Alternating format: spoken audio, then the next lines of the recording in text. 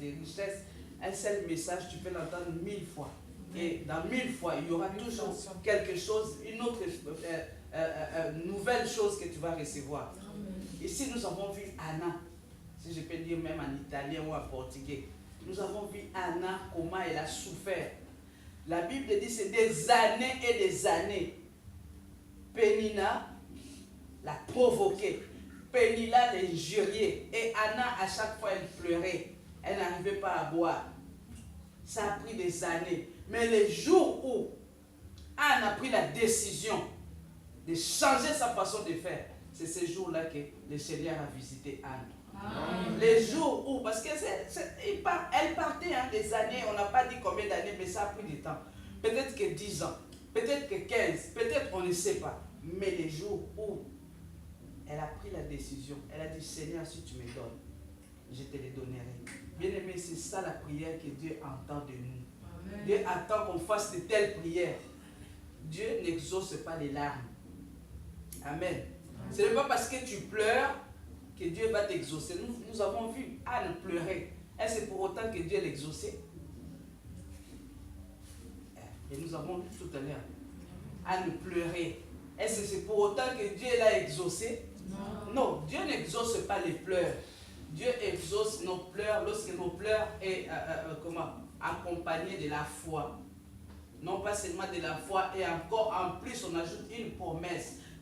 Anne a fait un vœu à l'Éternel. Bien-aimés, soyons comme Anne ce soir. Nous voulons que Samuel puisse naître, moi la première. Nous voulons que Samuel puisse naître. Mais en retour, qu'est-ce que nous offrons à Dieu? Cela ne peut pas être seulement. Lorsqu'on dit offrir à Dieu, les gens croient que c'est de l'argent seulement. Ici, Anne n'a pas donné l'argent.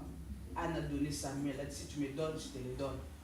On peut faire des vœux à l'Éternel, dire, Seigneur, si tu m'exauces, vraiment, tous les jours, je me réveille à 2h du matin, de 2h du matin, de 2h à 3h du matin. Seigneur, je t'offre mon sommeil. C'est aussi un vœu. Amen. Seigneur, si tu me donnes, vraiment, je prends l'engagement de payer la salle. C'est moi, je l'ai fait. C'est un petit témoignage que nous allons prendre le temps de prier par rapport au verset. Lorsque j'ai fait ma formation, j'ai commencé aussi comme femme de ménage dans ces pays. J'ai fait le ménage. J'ai fait femme de chambre. Je suis passé par là. Et le jour où je voulais faire, normalement, je voulais faire l'école d'infirmière. Mais à l'époque, c'était tellement compliqué. À Pontoise, il y a tellement de RACISME, pour ne pas citer les mots. J'ai fait 3 écoles d'infirmières. À chaque fois, j'étais recalé et j'étais découragé. Et un jour, un monsieur, c'était une association d'insertion pour la Alice, ça s'appelait à l'époque. Et le monsieur m'a appelé. En fait, quelqu'un m'a dit, mais toi, tu aimes faire la formation, tu aimes travailler dans le médical, mais il y a une formation aussi, toujours dans les paramédicales, même si ce n'est pas infirmière, mais c'est dans les paramédicales. Et c'est lui qui m'a parlé de ce que je fais aujourd'hui. Et c'est comme ça que je fais ma formation en alternance. Déjà, pour trouver un employeur, c'était compliqué. C'était pas facile de trouver un employeur. Et j'ai fait le conseil général, les assistants sociaux. On a appelé l'employeur pour expliquer à l'employeur, si vous prenez cette femme, vous serez exonéré des charges et tout.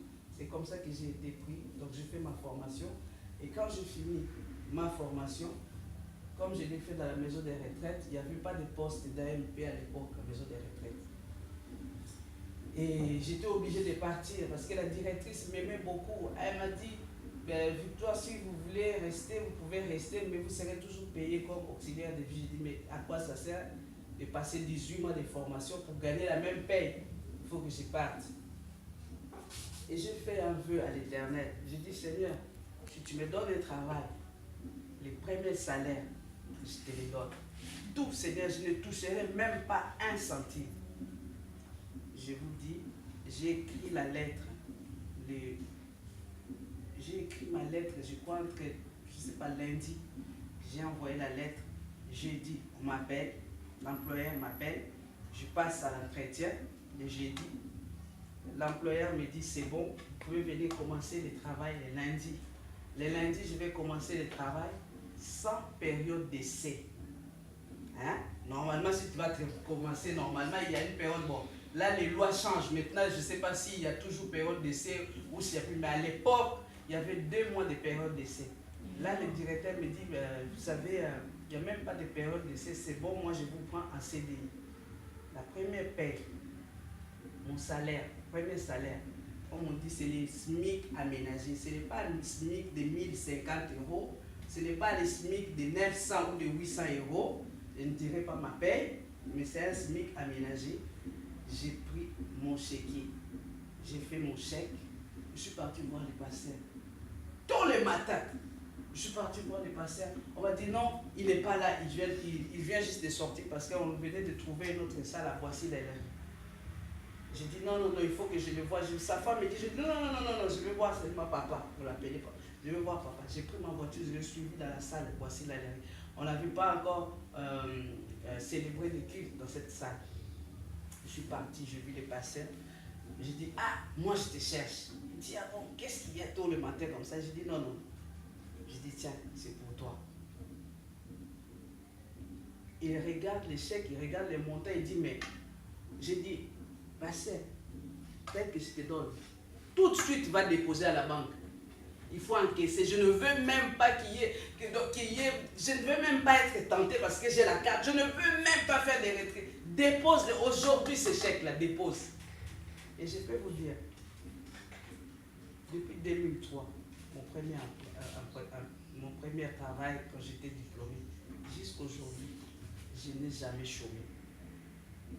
Jusqu'aujourd'hui, si bien que même les endroits où je fais des vacations, on me propose. On a du mal à me laisser partir. Des fois, on m'appelle, donc c'est moi, je suis fatigué. Jusqu'aujourd'hui, tout simplement parce que je fais la promesse, j'ai fait mon vœu à Dieu. J'ai dit, tu me donnes le travail. Déjà, voyez vous-même, j'ai écrit la lettre le lundi. On m'appelle le jeudi pour commencer le travail lundi, une semaine après. Et le lundi, je vais commencer avec CDI, sans période d'essai. Nous voulons que Samuel puisse naître. Amen. Moi, j'ai donné mon témoignage. Maintenant, toi, je ne sais pas quel vœu tu vas faire à Dieu. Si c'est prier, ne fût-ce que pour l'église, CCC. Tu dis, Seigneur, moi, je prends vraiment, si tu me donnes Samuel, moi, je vais prier pour CCC tous les jours de 10h à 11h. Ou tous les jours de 20h. C'est toi qui vois.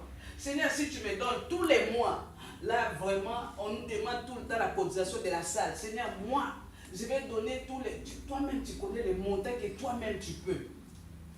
Nous allons nous lever. Nous allons chanter un court chant pour toi-même. Tu vas commencer à parler dans ton cœur. Et c'est que le Saint-Esprit te mettra à cœur. C'est là que tu vas faire ton vœu.